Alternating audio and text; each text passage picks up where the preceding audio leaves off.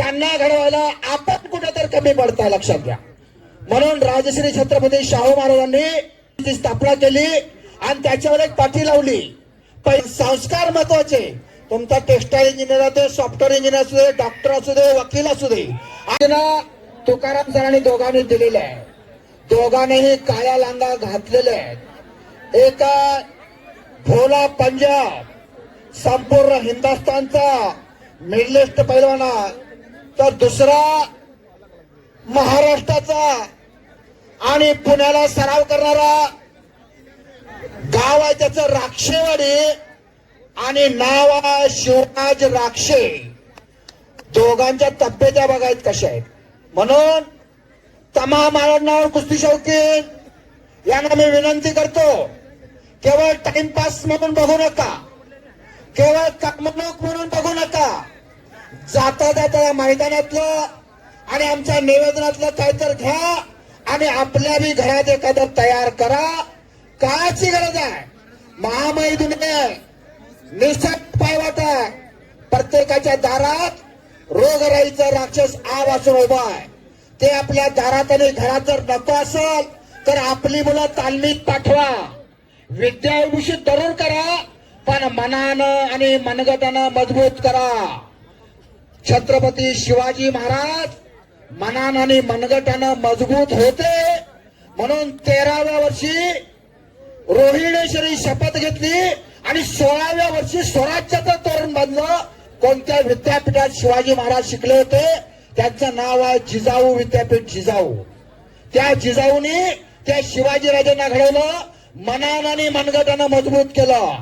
कारण मनानं जर मजबूत नसलं आणि शरीरानं असलं तर ते गावगुंड होतं, आणि शरीरानं मजबूत असलं नसलं आणि मनानं असलं तर ते रोगी होत आहे. म्हणून मनानं आणि मनगटानं जर मजबूत करायचं असेल तर आपली मुलं तालमीत पाठवा, संस्कारित करा, त्यांच्यावर विचार बनवा. रांजाच्या पाटलानं अत्याचार केल्यावर त्याचे हात आणि पाय कलम करायची सूचना शिवाजी महाराजांनी दिली आणि ती अंमलात आणले. राजे मनगटानं मजबूत आहे, कोणी अडवू शकलं नाही. त्याचे हात आणि पाय कलम करा अशी सूचना राजेंनी दिली. आणि राजे मनानं कसे मजबूत होते? कल्याणचा खजिना लुटला त्यावेळी एका सरदारानं सुभेदाराची सून राजांच्या समोर आणून उभी केली. त्यावेळी शेजारी उभ्या असलेल्या आबाजींना राजे म्हणाले, आबाजी, राजानं सोडली नीती लंकापती लयाला जाती. जा करा तिचा सन्मान देऊन भेट भावाची, ऐकून बोल बोलली सून मुल्लाची. राजा होत ऐसा या भूतली शिवाजी राजे असे मनानं मनगटाने मजबूत होते. म्हणून मनानं आणि मनगटाने जर पिढी मजबूत करायची असेल तर आपली मुलं तालमीत पाठवा.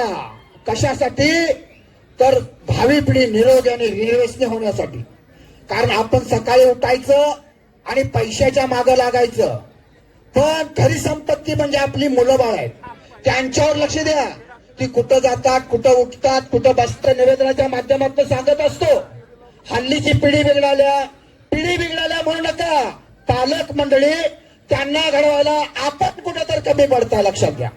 म्हणून राजश्री छत्रपती शाहू महाराजांनी 1885 ला मोतीबाग ताबणीची स्थापना केली आणि त्याच्यावर एक पाठी लावली. पहिली शरीर संपत्ती, पहिली आणि दुसरी पुत्र संपत्ती आणि तिसरी धन संपत्ती. पण आपण 21व्या शतकामध्ये तिसऱ्या नंबरला पहिला क्रमांक देतो, धन संपत्ती. आपण सगळेजण पैशाच्या मागे लागलो. त्यानं किती मिळवला, ह्यानं किती मिळवला, आणि खरी संपत्ती आपली मुलं बाळ, त्यांच्याकडे आपण लक्ष देत नाही. म्हणून काळाची गरज आहे. महामैदुने निसरडी पायवाट आहे. प्रत्येकाच्या दारात आजची तरुण पिढी ढसासा निसरून पडायला लागल्या. म्हणून तालमीत मुलं पाठवा, बुद्धिजीवी जरूर करा, त्यांना शिकवा, पण संस्कार